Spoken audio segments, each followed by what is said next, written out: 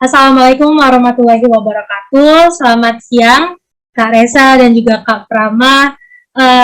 Pada kesempatan kali ini kita akan ada Pomed ya Kak namanya. Jadi Pomed itu adalah salah satu proker gitu dari Gumatika, dari Media and Branding. Itu merupakan podcast matematika yang tujuannya adalah kita saling sharing gitu Kak, terkait suatu tema dan suatu judul tertentu gitu kan. Nah, kali ini temanya adalah prospek kerja mahasiswa matematika, di mana judulnya itu adalah IPB adalah Institut Perbankan Bogor. Itu mitos atau fakta? Oke, jadi kita bakalan bahas, bener nggak sih kalau IPB itu kepanjangannya Institut Perbankan Bogor gitu ya Kak. Nah, sebelumnya saya akan perkenalan diri terlebih dahulu. Perkenalkan, nama saya Fatia Alvanina, saya biasa dipanggil Fani. Saya sekarang di Matematika Angkatan 57, dan saya asalnya dari Palembang, dari Sumsel gitu ya. Sekarang saya lagi ngekos di Bogor, di Babakan Lio gitu Kak. Nah, terus mungkin kita bakalan tanya-tanya dulu nih, gimana sih kabarnya Kak Resa, Kak Prama gitu ya. Mungkin ke yang pertama Kak Resa dulu. Kak Resa, apa kabarnya Kak? Sehat, baik, alhamdulillah. Panggilannya apa? Fatia? Fani. Fani panggilannya. Iya. Begitu galau. Oh, begitu galau, benar Pak. Terima kasih Kak Resa, alhamdulillah baik. Selanjutnya Kak Prama, gimana kabarnya Kak? Oke, alhamdulillah baik, sehat. Oke, alhamdulillah. Kak Prama sehat juga gitu ya. Semoga kita sama-sama bisa jaga kesehatan karena kayaknya pandemi kemarin-kemarin itu sempat naik ya. Omikron gitulah Pak ya. Dan semoga kita dilindungi gitu ya. Nah, selanjutnya mungkin kita perkenalan lebih lanjut nih kepada Kak Resa dan Kak Prama. Mungkin boleh nama, kemudian angkatan berapa gitu di matematika. Terus kemarin waktu jadi mahasiswa itu pernah menjabat sebagai apa aja gitu kan, di khususnya untuk di matematikanya ya Kak, kayak mungkin ikut impro atau dan lain sebagainya. Terus sekarang lagi ada kegiatan apa gitu. Boleh kepada Kak Resa dulu. Saya dulu nih, Hakim. Ketua Google Tika dulu nih, harusnya nih Prama nih. Gak apa-apa Kak Resa dulu. Oke, nama saya Resa. Saya angkatan 37 ya, jadi tahun masuk 2000. Berarti kalau Fani tadi 57, 20 tahun tuh berarti itu ya, lahir tahun 2000 lah ya, Fani. 2002. Oh, lahir 2002. Iya. Oke. Nah, saya tahun masuk 2000 berarti angkatan 37, asli Bandung. Terus ya dari lahir sampai SMA di Bandung, kemudian ke Bogor ngambil matematika ya. Pada saat itu memang pilihan kedua saya ngambil jalur SMPTN, apa kalau bahasa sekarang SMPTN ya. Nah, bahasa dulu UMPTN. Kalau selama di kampus saya bukan contoh yang baik buat adik-adik. IPK ya begitulah kondisinya gitu ya. Nah, cuman kalau dari sisi organisasi, saya dulu di Gumatika Sekjen di zaman tahun 2000. Saya masuk tingkat 3 berarti 2003 ya, 2003. Mungkin itu sekilas tentang saya. Oke, baik. Nah, untuk sekarang kegiatannya apa Kak Resa? Saya bisnis, saya entrepreneur gitu. Saya bangun perusahaan dulu, awalnya saya memang banker. Nah, ini menarik tadi topiknya tentang Institut Perbankan Bogor, tapi nanti saya bisa jelasin. Kemudian saya mulai ngerintis usaha semenjak kuliah, sebetulnya udah ngerintis usaha ya. Terus akhirnya di tahun 2014 ya udah mulai bulat lah ya. Saya punya 4 perusahaan sekarang. Gitu. Oke, wow, keren ya Kak. Saya agak sedikit tertarik karena entrepreneur gitu ya, karena sekarang zamannya lagi heboh tentang entrepreneur dan bisnis gitu ya Kak. Jadi ya tertarik gitulah untuk gimana sih caranya, nanti kita bakalan bahas di selanjutnya. Nah, mungkin sekarang ke Kak Prama. Boleh Kak Prama buat perkenalan dulu nama, kemudian kegiatannya, kemudian waktu di perkuliahan itu ngapain gitu ya Kak. Boleh kepada Kak Prama. Oke, kalau tadi Kak Resa contoh yang kurang baik, nah saya ngikutin contohnya Kak Resa. Jadi juga IPK ya alhamdulillah, yang penting lulus gitu ya. Jadi jangan dicontoh. Dulu aktif, justru saya dulu nggak di Gumatika ya. Saya justru banyak di BEM, jadi tingkat 1 di BEM TPB, tingkat 2 sama tingkat 3 di BEM fakultas, tingkat 4 di BEM kampus, BMKM gitu. Itu kurang lebih. Oh, sama aktivitas saat ini ya. Saat ini saya jadi di jualan aja sih, jualan rumah segala macam kayak gitu. Oke, baik. Terima kasih Kak Prama. Berarti dua orang yang berbeda gitu ya. Kalau Kak Reza tadi fokusnya di matematikanya waktu kuliahnya, terus kalau Kak Prama di BEM-nya gitu ya. Nah, selanjutnya pertanyaan selanjutnya, gimana sih kakak-kakak sekalian rasanya kuliah di IPB? Gitu kan. Tadi kalau Kak Reza dia SN ya kalau sekarang ya, jalur undangan gitu ya. Nah, itu gimana sih rasanya berkesempatan berkuliah di IPB? Mungkin yang pertama Kak Prama dulu deh. Rasanya kuliah di matematika IPB apa IPB-nya doang? Di matematika IPB deh. Oke, yang masih rasanya seneng ya, karena bisa dibilang dulu juga waktu SMA saya ranking 10 gitu ya, tapi dari belakang gitu ya, makanya jadi suatu prestasi tersendiri gitu ketika bisa lolos.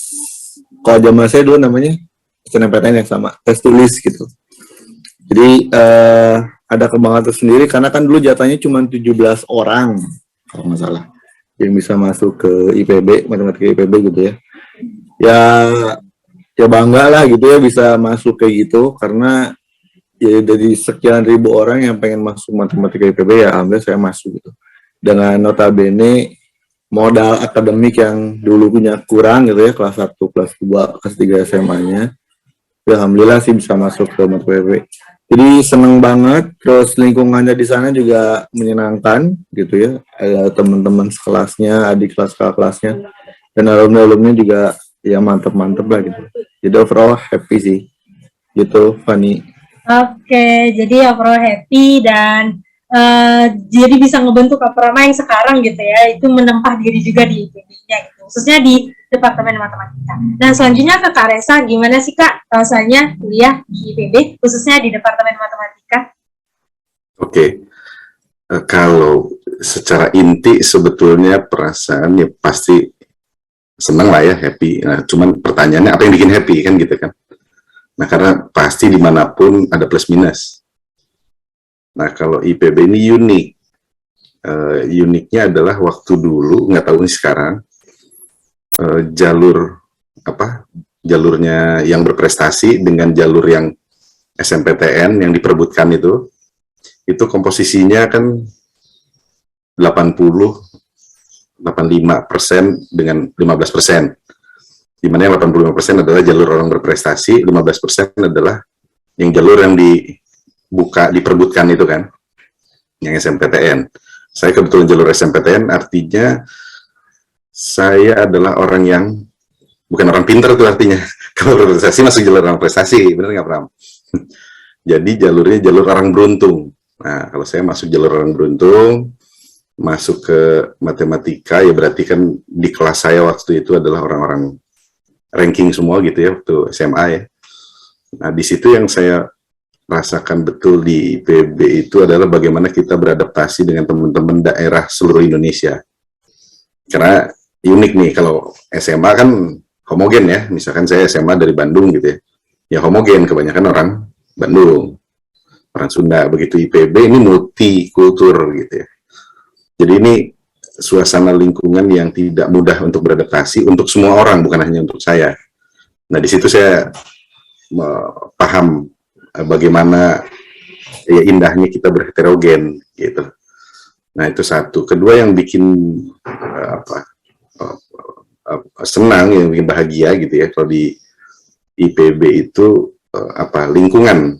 Nah, lingkungannya ini benar-benar kampus ya, jadi memang hijau gitu suasananya, bukan yang di metropolitan. Nah, ini yang nggak ada di kampus-kampus lain. Mungkin itu kali ya, kalau dari sisi pengalaman, perasaan atas pengalaman gitu. Oke, baik. Jadi sama seperti Kak Prama, jadi kita happy gitu ya, karena belajar tentang bagaimana kita bisa beradaptasi gitu ya Kak. Karena tadi kayak kita multikultural juga kan di IPB, bener banget. Pas waktu masuk di IPB, itu ternyata banyak dari daerah lainnya. Kadang-kadang kalau di suatu kampus tertentu, kalau di daerah itu kan khusus daerah-daerah itu aja kebanyakan. Tapi kalau di IPB karena memang nasional kan, jadi kayak tingkatnya tuh udah beda gitu loh. Jadi multikulturalnya lebih banyak. Nah, baik. Selanjutnya pertanyaan yang kedua gitu ya Kak. Pekerjaan pertama dan alasan memilih pekerjaan itu setelah kemarin dinyatakan lulus dari IPB itu apa? Mungkin yang pertama Kak Resa boleh? Oke. Setelah lulus, namanya juga ya baru lulus gitu ya, nyebar CV kemana-mana. Dan zaman dulu nggak kayak sekarang udah digital kan. Zaman dulu ngeliat di koran, ngeprint CV, kirim pakai pos, mahal. Udah zaman dulu tuh mahal. Itu kemana-mana sampai akhirnya saya dapat panggilan interview di Citibank. Jadi di perbankan, yang lain-lain nggak ada yang manggil, tapi terus nggak ada panggilan kedua gitu. Waktu di Citibank, saya interview pakai bahasa Inggris, saya juga masih belepotan, saya modal nekat.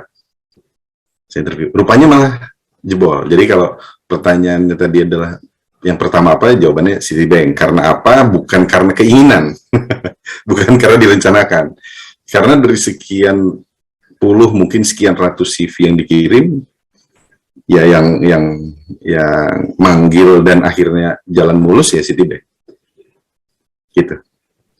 Oke, baik. Jadi yang pertama Citibank, dan tadi bukan karena keinginan juga ya Kak, karena udah nyebar CV kemana-mana, tapi yang ternyata Citibank yang jalannya lancar gitu ya. Oke, mungkin selanjutnya ke Kak Prama. Sebenarnya pertanyaannya untuk selanjutnya tadi udah terjawab gitu dari Kak Resa. Ya, pekerjaan pertama dan alasan memilih pekerjaan tersebut, dan apakah pekerjaan itu tuh sebenarnya keinginan atau enggak dari kakak? Boleh ke Kak Prama? Oke, berbeda dengan Kak Resa. Kalau Kak Resa kan nyebar kemana-mana, keterimanya di bank. Kalau saya dari awal sudah langsung membidik bank. Gitu. Kenapa? Karena yang pertama, kakek saya orang bank. Ibu saya orang bank, tante orang bank, kakak, sepupu. Sekarang nih sepupu saya kerja di bank juga. Jadi waktu dulu tuh saya tahunya kerja tuh di bank. Jadi kalau ada orang kerja di bisnis itu kayak karya saya itu bukan kerja. Itu nggak ada duitnya gitu. Terus kalau ada jadi dosen juga ya Allah duitnya sedikit gitu sebenarnya. Karena kan dulu wawasannya sedikit ya. Nah setelah dicek, dilihat gitu ya, kayaknya kerja tuh memang orang bank gitu ya, bajunya bagus, Davi segala macam. Makanya dari awal memang saya langsung membidiknya bank. Kalau zaman saya kan sudah mulai pakai job street ya kata saya gitu. Jadi setiap hal yang berhubungan dengan bank syariah begitu ya, tertariknya bank syariah dan marketing itu pasti langsung saya kirimin tuh. Banknya namanya apa gitu, bank mungkin bank jago sekarang ya, atau bank tut apalah segala macam. Pokoknya saya kirimin dong semua tentang bank dan semua tentang marketing gitu sih. Jadi memang dari awal saya pengen kerja di bank sih gitu, karena di sisi lain juga bank seru juga sih kalau saya dengar cerita dari keluarga gitu ya, kerja bank itu seru kok gitu, ngitungnya nggak ribet, ketemu banyak orang segala macam gitu sih kurang lebih. Oke, baik. Jadi bedanya kalau Kak Prama memang awalnya dari bank, dan juga kebanyakan tadi kayak keluarganya itu memang udah banyak di bank gitu ya Kak. Jadi memang udah tahu mungkin bank itu apa dan lain sebagainya. Kembali lagi ke judul ya Kak. Tadi judul kita adalah IPB itu Institut Perbankan Bogor kah? Atau bukan? Itu mitos atau fakta? Nah, mungkin diberikan sedikit pendapatnya terkait statement itu kali. Boleh ke Kak Prama dulu, Bang. Mitos atau fakta ya sudah jadi fakta ya, bukan begitu Kak Resa? Karena kayak kemarin dapat kabar gitu Direktur BRI BUMN yang satu terbesar di Indonesia dari IPB gitu ya. Kemudian kemarin dapat kabar pejabat di Bank Indonesia juga dari IPB gitu ya. Ya karena memang disebut apa ya? Disebut mitos sih jadinya nggak mitos karena memang kenyataannya begitu. Nah, di sisi lain juga ya kita juga punya modal ya sebagai alumni IPB untuk ke arah situ. Jadi kita punya kemampuan dasar yang bagus, logical thinking gitu ya, berpikir secara runut. Dan kalau di bank itu kan jadi modal utama ya, karena kalau saya pengalaman dulu waktu di bank juga dari awal sampai akhir tuh itu harus runut ceritanya tuh, A ke B, B ke C, C ke D. Kalau misalkan ada yang miss nih, kena audit bisa bahaya gitu. Jadi itu modal yang besar banget di kita gitu di PB, waktu TPB gitu khususnya. Sekarang apa ya, bukan TPB namanya? PKU. Iya, itu. Udah kurang lebih jawabannya. Oke, baik. Terima kasih Kak Prama. Selanjutnya ke Kak Resa, gimana nih Kak terkait statement IPB itu Institut Perbankan Bogor, kah mitos atau fakta? Iya, saya setuju dengan Prama, sebetulnya itu sudah menjadi fakta. Cuman memang kenapanya, itu pertanyaan banyak orang sih, termasuk pertanyaan saya juga ya. Dan setelah saya bergaul di luar, saya bergaul di dunia kerja, dunia usaha, memang IPB punya karakter yang unik. Uniknya di mana? Apa bedanya dengan UI, Trisakti, dan lain-lain kan gitu kan? Nah, tadi di awal kita sempat bilang bahwa 75-80% kursi di IPB kebanyakan dari orang-orang berprestasi dari berbagai provinsi, multikultur. Kita coba ini ya, multikultur dan orang-orang pintar, bener nggak sih? Bener kan lah ya, kira-kira gitu kan ya, orang-orang pintar. Kemudian di IPB bisa dibilang kuliahnya susah. Dibandingin kampus lain susah, kita itu susah. Artinya orang-orang yang lulus dari IPB adalah orang-orang yang lulus dengan berbagai kesulitan perkuliahan. Kemudian kultur di IPB berikutnya atau environment-nya itu dalam aspek keagamaan kan lumayan strong ya, kalau teman-teman merasakan ya. Sehingga poin plusnya, outputnya, alumni IPB cenderung memiliki moralitas yang agak di atas rata-rata. Nah, jadi kalau kita lihat tuh semua tadi tuh, orang pinter, lulus, melewati kesulitan perkuliahan, moralitas tinggi. Masuk ke industri-industri lain yang tidak seperti itu. Ini saya cerita ini bisa plus minus nih ya, bisa jadi sebetulnya alumni kita ini harus evaluasi gitu ya. Tapi individu, di level individu gitu. Bisa jadi memang terkaget-kaget. Misalkan ke industri pertelevisian, kaget dia. Mungkin gaya hidupnya berbeda, kemudian kemampuan komunikasinya berbeda gitu ya. Terus kemudian ada juga mungkin yang aktif di pemerintahan atau di politik ya. Kita kan tahu ya, itu kan berbeda lagi tuh skillnya tuh. Nah, yang paling match secara spek tadi itu memang bank. Bank itu kan pekerjaan yang perlu analisa tingkat tinggi, satu, kemampuan logika yang bagus. Kemudian yang ketiga adalah pakem-pakem SOP yang ketat. Nah, kemudian orang yang berada di bank itu kan orang-orang yang diharapkan kejujurannya, nggak boleh berpikir macam-macam kan. Nah, kalau orang yang udah mikir macam-macam sulit kan berada di lingkungan ini, sehingga secara alami, natural, memang alumni IPB paling match profilnya. Mungkin itu sehingga muncul fakta banyak alumni IPB ada di bank sampai akhirnya ya tadi Institut Perbankan Bogor. Mungkin itu sih. Oke, baik, benar banget yang dibilang oleh Kak Elsa sama Kak Prama tadi. Apalagi nih Kak, kalau kita dari matematika ya Kak. Jadi kalau matematika tuh memang cenderungnya ke bank karena kita kan lebih ke analisa ngitung gitu-gitu ya Kak. Dan itu sangat relate sama bank. Makanya kebanyakan memang khususnya dari Departemen Matematika itu ke bank jadinya. Ketika dia udah pertama lulus gitu, dia langsung yang relate sama jurusannya itu tadi bank. Nah, pertanyaan selanjutnya adalah perbedaan yang paling terasa nih Kak. Ketika di kampus sama ketika di dunia kerja itu gimana? Dari segala aspek gitu ya Kak. Apa sih yang paling terasa perbedaannya? Mungkin pertama ke Kak Resa dulu boleh. Oke. Yang pasti pola hidup ya. Kebiasaan hidup. Dia dari SMA dulu masuk kuliah kaget. SMA biasa bangun harus jam 5 subuh, sholat dan lain-lain, kemudian berangkat pagi jam 5:30, jam 7 masuk. Kan SMA gitu ya. Nah, kuliah jamnya bebas. Benar nggak? Jamnya nggak tergantung jadwal dari dosen kan? Ada kuliah pagi, siang kosong, ada lagi sore, ada lagi pagi siang, sore kosong, ada juga pagi siang nggak ada kuliah sore gitu kan. Nah, di dunia kerja itu seperti kembali seperti zaman SMA, harus ada kedisiplinan.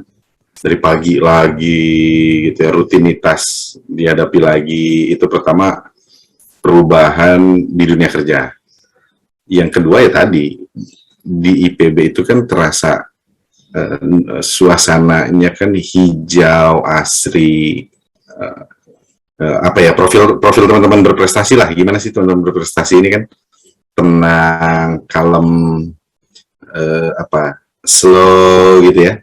Nah, begitu dunia kerja itu penuh dinamika, speed, sikut-sikutan, apalagi apa yang mau yang baik sampai yang jelek nih. Dari yang baiknya yang ini, terus kemudian alumni kita cenderung bukan orang yang mudah speak up. Sementara alumni lain di dunia kerja sekarang kan ada orang India, ada orang Malaysia, ada orang luar negeri, kemudian yang di kampus Indonesia sekalipun, Trisakti, UI, itu orang-orang yang speak up tuh. Nah, buat alumni IPB biasanya mengalami adaptasi luar biasa di situ tuh. Karena kan kita nggak biasa untuk punya perbedaan pendapat, kita bicara gitu ya dengan kencang gitu ya. Nah, kalau kita dihadapkan pada orang-orang itu akhirnya cenderung dia mengalah. Nah, itu yang biasanya kaget-kaget.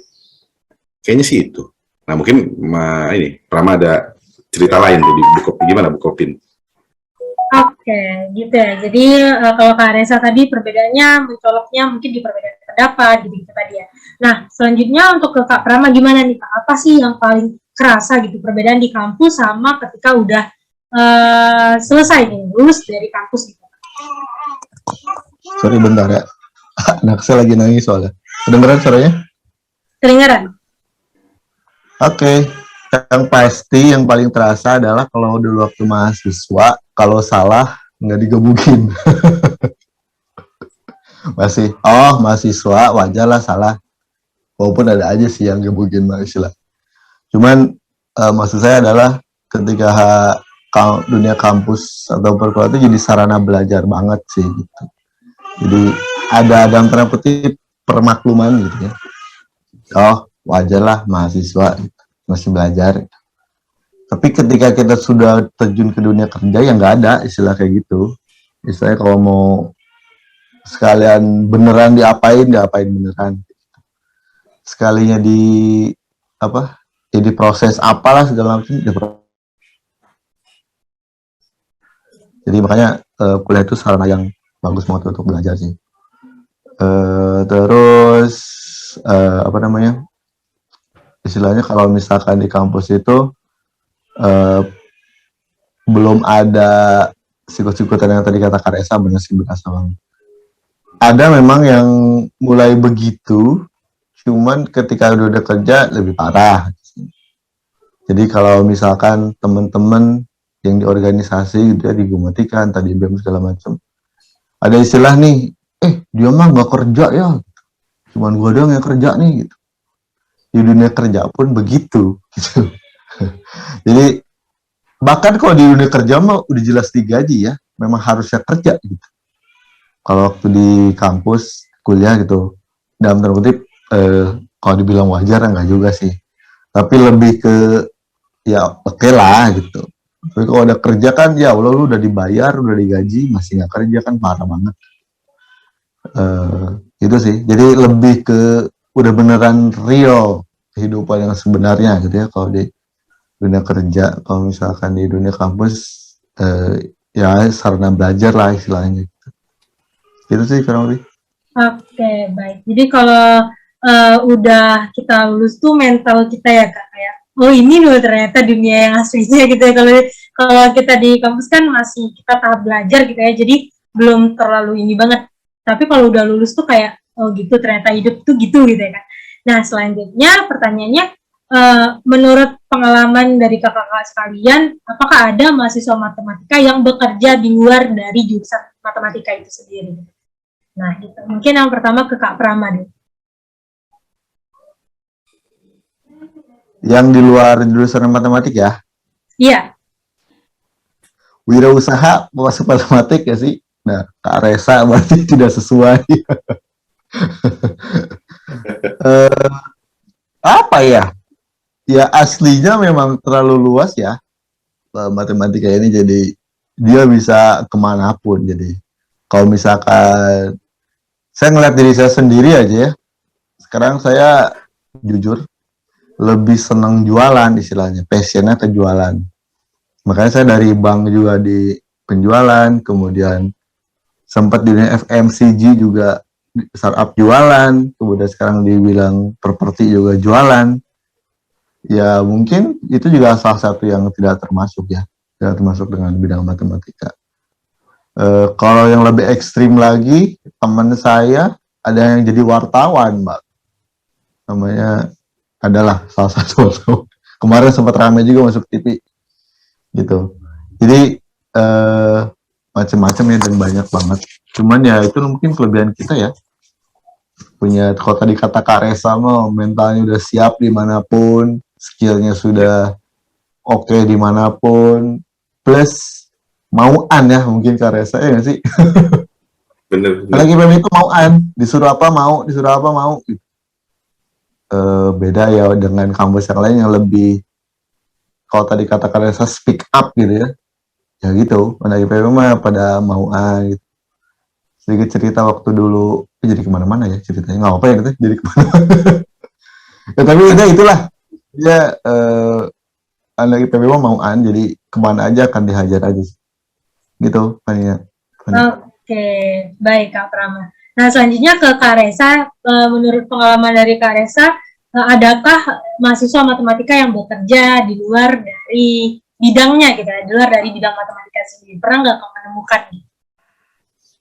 Ya, kalau dibilang ada. Cuman memang populasinya nggak besar. Jadi kalau saya lihat dari lingkungan atas latar belakang yang tadi gitu ya, kematchingan profil, ya bank, guru mungkin ya, kalau saya amatin ya, bank, guru, termasuk dosen di situ, atau di perusahaan macam-macam, tapi IT mungkin ada. Nah, itu. Kalau yang di luar banget daripada itu, semakin terhitung jari sih memang. Nggak dominan di matematika ya. Itu mungkin, Fanny. Oke. Nah, terkait tadi kayak kalau dibilang sama Kak Prama kayak di bidang wirausaha gitu ya, Kak. Terus tadi Kak Prama juga sama Kak Resa juga kan di bidang gitu ya, wirausaha, entrepreneur lah istilahnya. Nah, itu merasakan nggak sih Kak manfaat dari matematika yang sudah dipelajari waktu di kampus, ketika terjun ke dunia nyata itu merasa, oh ini loh yang saya pelajarin waktu kuliah gitu. Merasa gitu nggak Kak waktu di perkuliahan, setelah di dunia kerjanya? Mungkin ke Kak Resa dulu. Kalau itu sangat ya, saya sangat bangga sekali, dan banyak orang di zaman saya dulu, nggak tahu yang sekarang nih, orang kuliah di matematika karena salah pilih jurusan. Nah, merasanya kan begitu.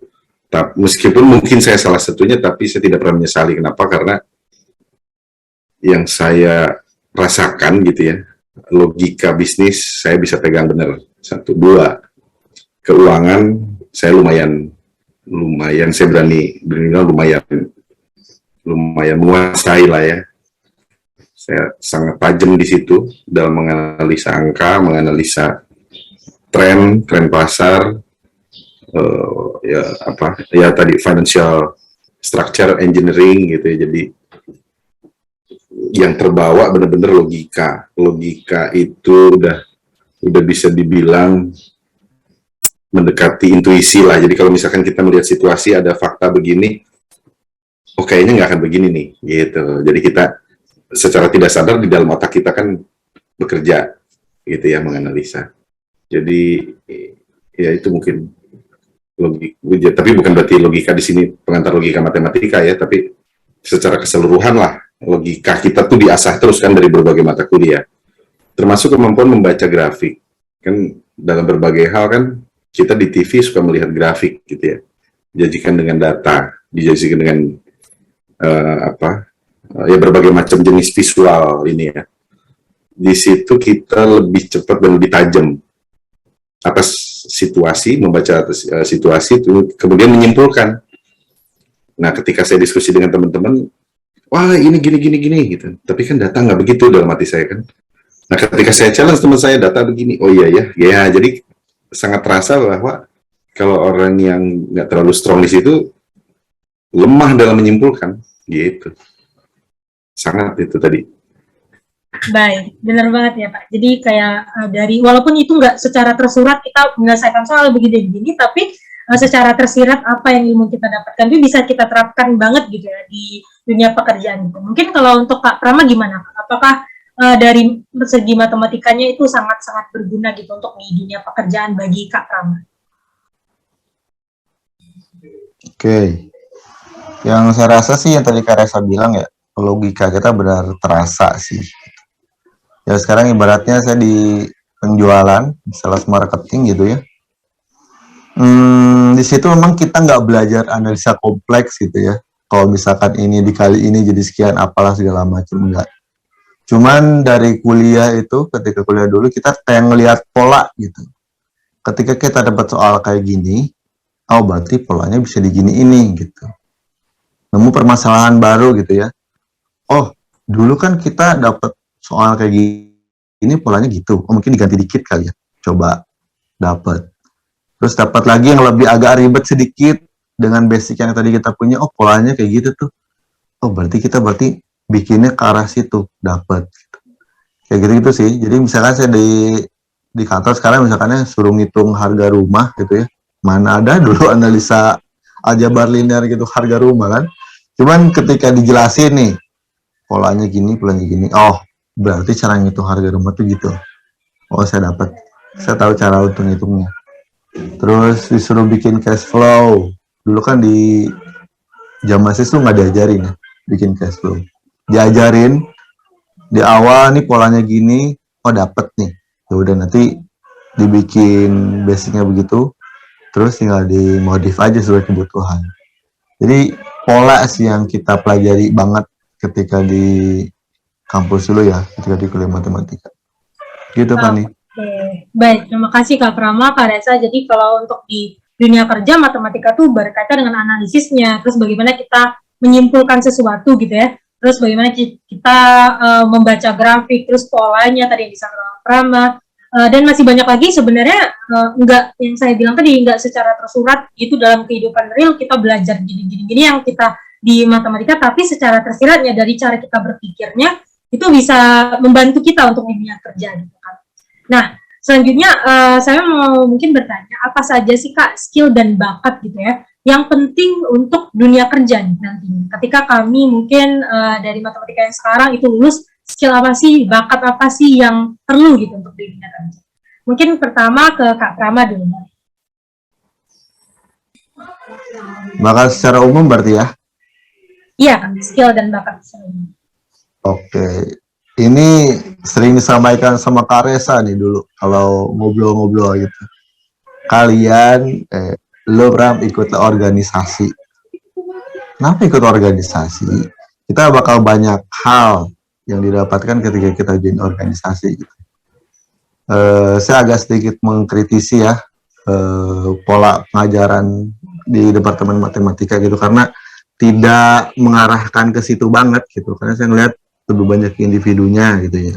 Mungkin kita dapat kerja kelompok, kalau zaman saya dulu ketika semester 7 baru ada belajar kelompok gitu ya. Padahal kan ketika di dunia kerja yang kita perlukan adalah kayak public speaking, ngomong depan orang gitu ya.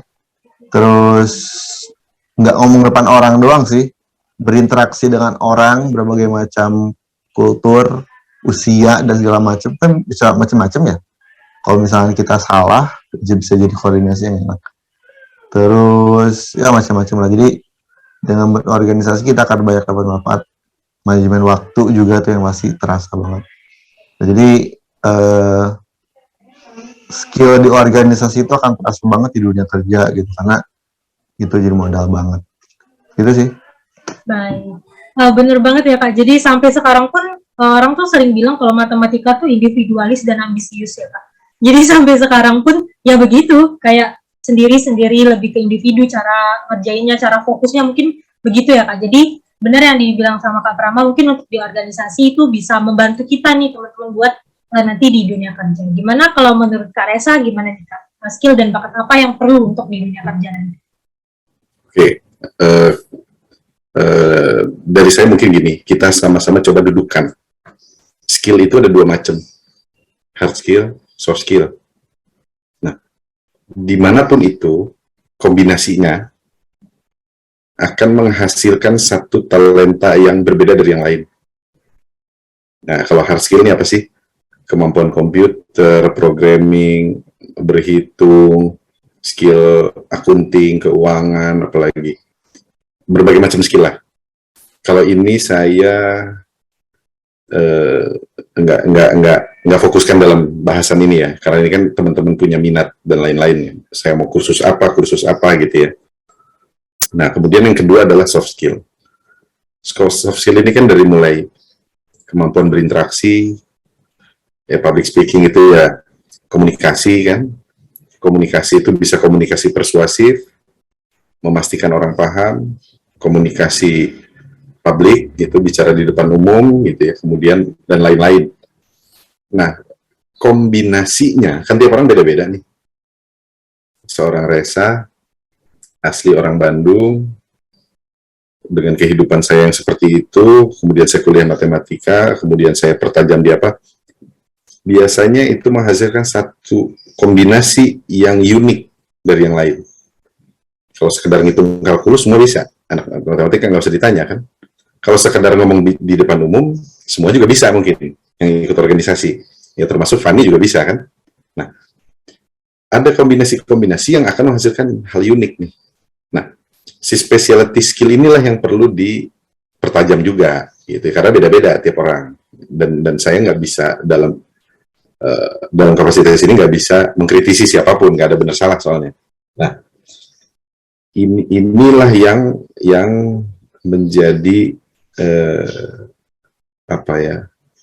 hal yang perlu disadari dengan penuh nih oleh teman-teman gitu ya. Jadi kalau ditanya tadi bakat apa yang harus ini atau kemampuan apa, skill apa, kalau skill matematikanya mungkin, nah sekarang saya coba menjawab ya dari dudukan tadi ya. Hard skill, ini kembali ke minat. Kalau teman-teman ada yang minatnya di dunia IT, program, ya sebisa waktu dia ambil kursus silahkan, nggak ada yang larang kan. Mempertajam bahasa Python, bahasa apalagi PHP dan lain-lain. Nah, kalau yang di bidang keuangan ambil aja mungkin pajak, belajar tentang akunting gitu ya, debit, kredit dan lain-lain gitu ya. Nah, yang sulit itu adalah yang soft skill. Nah, ini baru nyambungnya ke situ. Nah, soft skill di mana lagi belajarnya? Nggak bisa di bangku kuliah itu nggak bisa, di dalam kelas duduk di meja itu nggak bisa. Memang harus praktek beneran kan? Nah, ketika tadi Fanny bilang teman-teman matematika individual, saya menyetujui, tapi sebenarnya saya mau ngasih semangat teman-teman punya bakat yang punya soft skill yang bagus seharusnya. Saya kan suka lihat katanya dari dulu kayaknya dari zaman angkatan 33 itu kita selalu unggul dalam hal sepak bola. Saya nggak tahu nih masih sampai angkatan berapa nih kita jadi jagoan sepak bola di MIPA. Nggak tahu di zaman Fanny masih jago nggak kita? Nggak tahu karena online ya Kak, jadi kurang tahu saya. Kenapa? Masih Karena, online ya? Iya masih online, selama 4 semester ini masih online. Masih online ya, oke. Nanti kalau udah kembali normal, nanti coba dikenalin betul nih sama Fanny. Artinya, kita tidak seburuk itu, tapi memang kita harus berintrospeksi, mengevaluasi diri bahwa mungkin alaminya anak-anak matematika mungkin individualis gitu, tapi itu disengajakan, harus diciptakan gitu ya.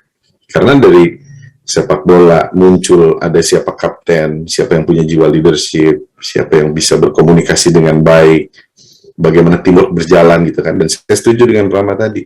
Mungkin zaman kuliah kita memang dididik individualis. Mungkin kita nggak boleh nyontek dan lain-lain ya. Setuju dalam konteks hard skill ya. Dalam dunia kerja rupanya kita contek-mencontek. Jadi dunia kerja nggak ada yang jadi wasitnya, nggak ada. Ini Prama lagi ngapain, saya contek caranya. Ya, sah-sah aja kan. Pinter-pinternya saya nyontek. Dan Prama yang udah ngasih contekan juga dia nggak sadar kalau ilmunya lagi saya contek kan. Ya, kalau tahu lagi dicontek pun paling cuman, ya itu cara gue tuh, gitu kan. Cuman gitu doang bisanya. Gitu. Jadi, dan rupanya membangun ya tadi kerjasama dan lain-lain, bersinergi, apalagi bahasa anak-anak sekarang tuh, kolaborasi, sinergi dan lain-lain itu kalau bukan soft skill yang diasah nggak bisa itu. Egois, mikirin diri sendiri, apalagi itu harus dibuktikan benar itu. Gimana skill dan kepekaan itu dibangun gitu. Gitu mungkin. Sama bahasa kali ya. Kalau bahasa sih nggak ada ruginya ya. Saya menyarankan teman-teman belajar bahasa Inggris apa gitu. Baik, terima kasih Kak Resa dan juga Kak Prama. Benar juga yang dibilangkan oleh Kak Resa tadi ya, bahwasanya kombinasi ya, kombinasi antara hard skill dan juga soft skill itu bakalan menciptakan sesuatu kemampuan yang unik gitu. Dan setiap orang tuh punya kapasitasnya yang berbeda-beda gitu kan. Cuman tadi kita perlu istilahnya perlu belajar dan mau untuk belajar gitu. Baik hard skill maupun soft skill ya, karena dua-duanya sama-sama penting ya, itu harus kita pelajari gitu. Dan itu harus seimbang dan balance gitu. Sehingga itu bisa ketika terjun di dunia kerja kita bisa siap gitu untuk dengan segala hal yang dibutuhkan di dunia kerjanya gitu kan. Nah, pertanyaan selanjutnya, jadi karena sekarang kita punya jurusan baru, program studi baru gitu ya Kak, di matematika, yaitu ada aktuaria nih Kak. Mungkin kalau dulu di angkatan Kak Prama sama Kak Resa, apakah udah ada aktuaria Kak? Saya belum. Oh, belum. Nah, jadi yang akan menjadi pertanyaan ini adalah, apakah lulusan anak matematika dan aktuaria dalam mendapatkan pekerjaannya itu bakalan bersaing nih Kak? Karena kan kalau di IPB sama-sama dari Departemen Matematika, tapi program studinya yang berbeda ya Kak. Jadi kita di program studi matematika, kalau yang itu tadi ada program studi aktuaria.